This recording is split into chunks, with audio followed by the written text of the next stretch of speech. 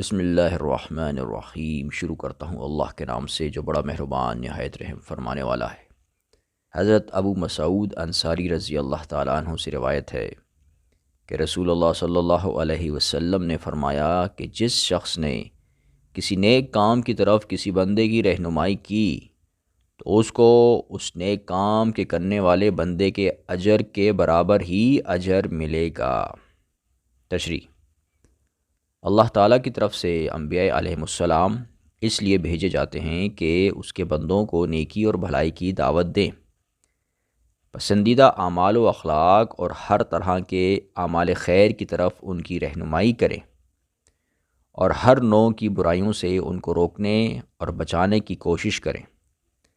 تاکہ دنیا و آخرت میں وہ اللہ کی رحمت اور رضا کے مستحق ہو جائیں اور اللہ کے غضب و عذاب سے محفوظ رہیں۔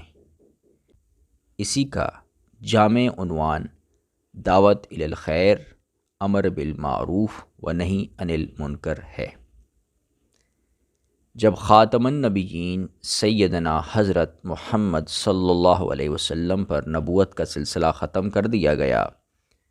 تو قیامت تک کے لیے اس پیغمبرانہ کام کی پوری ذمہ داری آپ صلی اللہ علیہ وسلم کی امت کے سپرد کی گئی ہے۔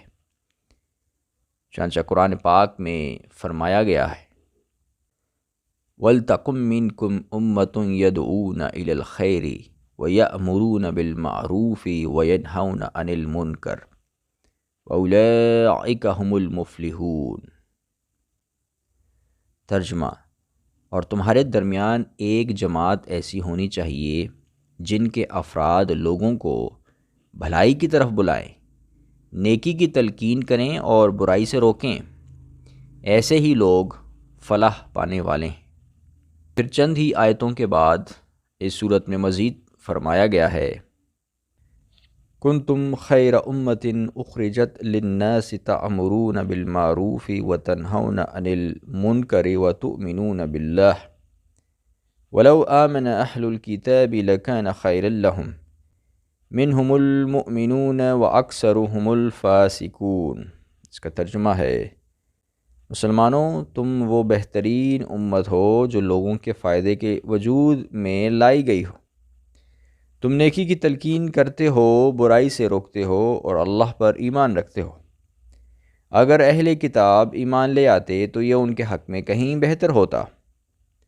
ان میں سے کچھ تو مومن ہیں مگر ان کی اکثریت نافرمانوں کی ہے۔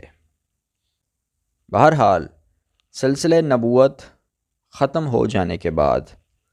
اس پیغمبرانہ کام کی پوری ذمہ داری ہمیشہ کے لیے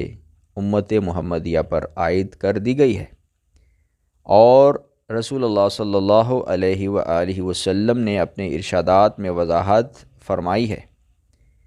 کہ آپ صلی اللہ علیہ وسلم کے جو امتی اس ذمہ داری کو کما حقہ ادا کریں گے وہ اللہ تعالیٰ کے کیسے عظیم الشان انعامات کے مستحق ہوں گے، اور جو اس میں کوتاہی کریں گے وہ اپنے نفسوں پر کتنا بڑا ظلم کریں گے، اور ان کا انجام اور حشر کیا ہوگا۔